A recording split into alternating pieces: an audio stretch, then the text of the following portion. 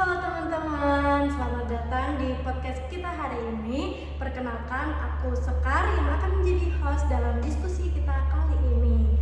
Nah, di podcast kali ini kita akan ngobrol santai nih seputar dunia bimbingan dan konseling. Nah, tema yang akan kita bawakan hari ini itu tentang konselor sebagai advokat. Nah, mungkin ketika mendengar kata advokat yang langsung terbayang itu ini ya, profesi pengacara ya.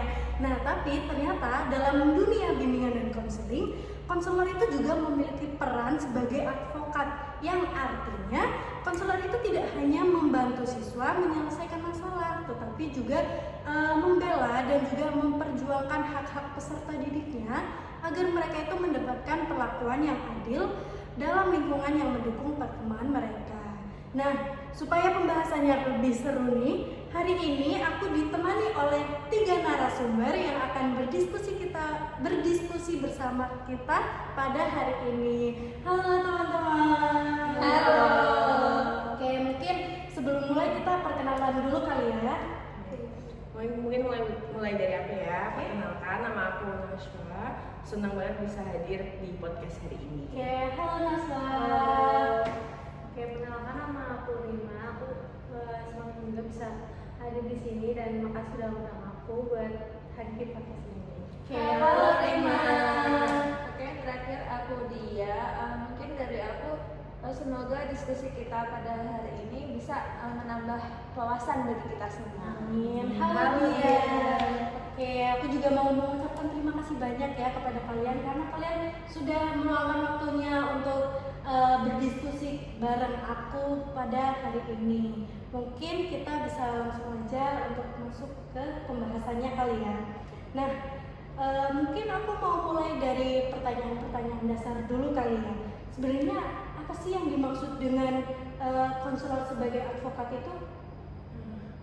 Dari aku mungkin ya, Oke, kayak silakan. secara sederhana tuh konselor sebagai advokat tuh adalah peran konselor dalam membela, melindungi dan memperjuangkan hak-hak peserta didik.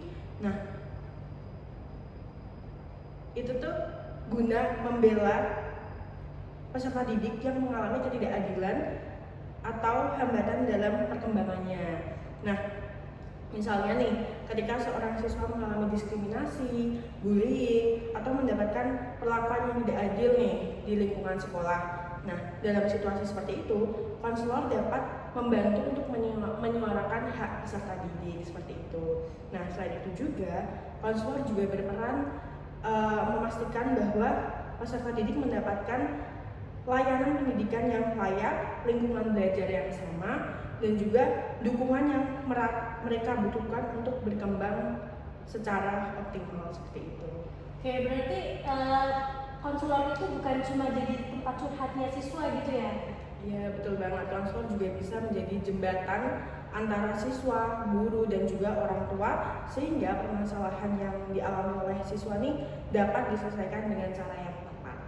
Oke, menarik juga ya. Jadi peran konselor itu ternyata lebih luas dari apa yang kita bayangkan gitu. Nah, kalau dipikir-pikir nih, kadang kan ada siswa yang merasa tidak berani menyampaikan masalahnya ke guru atau orang tua. Jadi konselor itu bisa jadi pihak yang membantu menyuarakan hal tersebut juga ya. Oke, nah kalau tadi kita sudah membahas tentang pengertiannya, sekarang aku penasaran tentang praktiknya di sekolah. Nah, kalau ini mungkin aku bakal tanya apa aja sih bentuk layanan advokasi yang bisa dilakukan oleh konselor di sekolah. Kenapa aja? Mungkin aku ya Kak. Iya, silakan. Menurut aku ada beberapa bentuk layanan yang konselor lakuin untuk advokasi di sekolah. Misalnya yang pertama itu kayak konselor itu harus mendampingi siswa yang mengalami masalah. Misalnya si siswa ini pernah menjadi korban bullying atau kekerasan dalam sekolah. Terus yang kedua itu konselor itu dapat memberikan edukasi kepada siswa dan guru mengenai pentingnya menghargai hak-hak individu di sekolah tersebut. Dan yang terakhir mungkin konselor juga dapat bekerja sama kepada wali murid, contohnya orang tua dengan pihak sekolah untuk menciptakan lingkungan belajar yang lebih aman dan nyaman tentunya, serta dapat mendukung perkembangan siswanya di sekolah. Oke, jadi dengan kata lain konselor ini tuh juga punya peran untuk menciptakan lingkungan sekolah yang lebih aman dan nyaman begitu. Betul sekali Kak, karena tujuannya mungkin semua siswa itu harus merasa dihargai dan memiliki kesempatan yang sama untuk berkembang menjadi lebih baik gitu Kak. Oke, menarik banget ya sebenarnya. Kadang kan karena kadang kita melihat kalau konselor itu kerjanya hanya di ruang konseling aja gitu ya. Padahal ternyata perannya juga itu bisa sampai ke kebijakan atau lingkungan sekolah secara keseluruhan gitu ya. Oke, menarik. Nah, selanjutnya menurut narasumber yang di sini, mengapa sih peran advokasi itu penting dilakukan di lingkungan sekolah? Kayak mungkin dari saya aja ya kayak menjawabnya. Jadi kan tadi nih pengertian dan tujuannya udah disampaikan oleh rekan-rekan lainnya.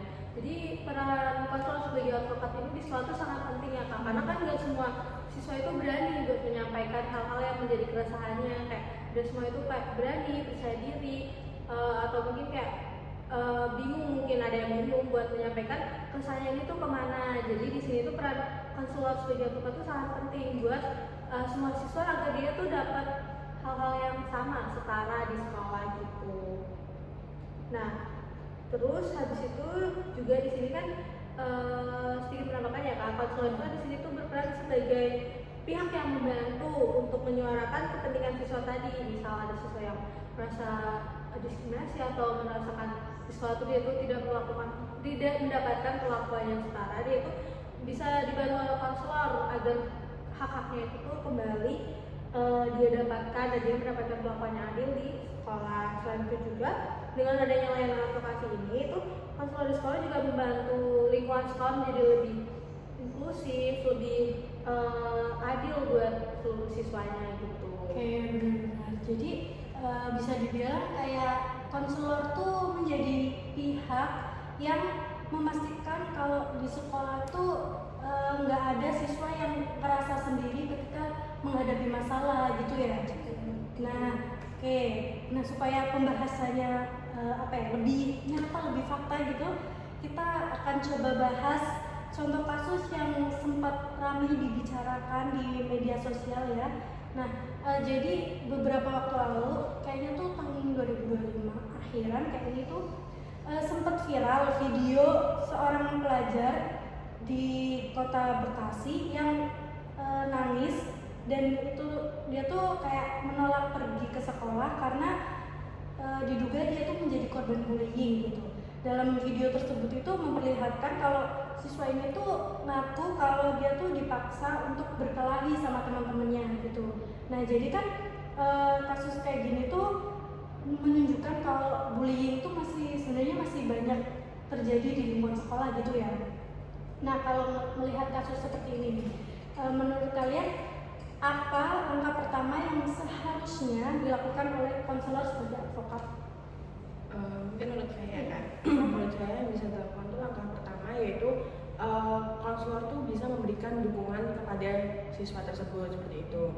Misalnya nih, mengajak korban bullying tadi untuk melakukan konseling untuk agar siswa itu tuh merasa didengar dan juga merasa dia tuh nggak sendirian seperti itu, ada orang lain yang ada bersama dia gitu. Oke, berarti langkah awal tuh ini ya, membuat korban itu merasa nyaman dulu fokusnya gitu ya.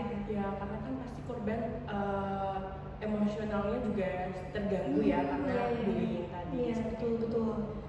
Oke, benar sekali sih. Saya juga setuju Bu, karena selain itu juga tuh konselor harus mengkoordinasikan dengan pihak sekolah seperti kayak guru atau kepala sekolah tuh agar nantinya kasus tersebut harus mendapatkan tindak lanjut dan harus segera ditangani, karena kan menurut kita aja kasus bullying itu parah kan Bu, kalau misalnya tidak adanya tindak lanjut dari sekolah kan bakalan berakibat fatal ke si korbannya Bu. Iya, betul. Oke, jadi kalau ada kasus seperti ini tuh jadi nggak hanya nanti prosesnya itu nggak berhenti di proses konseling aja ya, jadi ada kayak proses selanjutnya gitu kan. Iya betul kak. Karena kan konselor pokoknya harus benar-benar wajib memastikan adanya tindak lanjut dari pihak sekolah. Oke. Nah, selain membantu korban juga nih kan di sini tuh konselor juga berperan dalam membina pelaku bullying untuk dia tuh biar supaya paham dampak yang dia ciptakan dari perilaku bullyingnya itu. Jadi kan supaya pelaku ini tuh tidak mengulangi hal yang sama di kemudian hari pada orang yang berbeda atau mungkin pada orang yang sama gitu. Oke, benar ya. Oh iya juga ya. Jadi kalau kita cuma fokus sama korbannya, kemungkinan kan pelaku bullying bisa terjadi lagi gitu ya kalau kita cuma fokus ke korbannya aja. Betul kak, betul sih kak. Mungkin dari konselor juga tuh kayak harus membuat program seperti pencegahan bullying dan mereka harus mensosialisasikan ke semua siswa-siswa yang ada di sekolah ataupun kalangan yang ada di sekolah gitu kan terkait dengan kayak dampak dari perilaku bullying itu apa gitu kak. Oke. Nah, mungkin cukup ya untuk diskusi kali ini. Dari diskusi kita hari ini kita bisa paham bahwa konselor itu memiliki peran yang sangat penting sebagai advokat, yaitu membela dan juga melindungi hak-hak peserta didiknya. Nah, melalui peran advokasi ini juga konselor itu dapat membantu menciptakan lingkungan sekolah yang aman, adil, dan juga mendukung perkembangan si siswa. Nah, saya mengucapkan terima kasih banyak kepada teman-teman semua yang sudah berbagi pandangannya, berbagi pendapatnya untuk hari ini. Kita juga mungkin mengucapkan terima kasih sama kakaknya. Seru sekali kak podcast. Oh iya, Oke. Oke, sama-sama. Dan terima kasih juga kepada teman-teman yang sudah mendengarkan podcast kami. Semoga obrolan kita pada hari ini bisa memberikan insight baru tentang peran konselor sebagai advokat. Sampai jumpa di diskusi selanjutnya.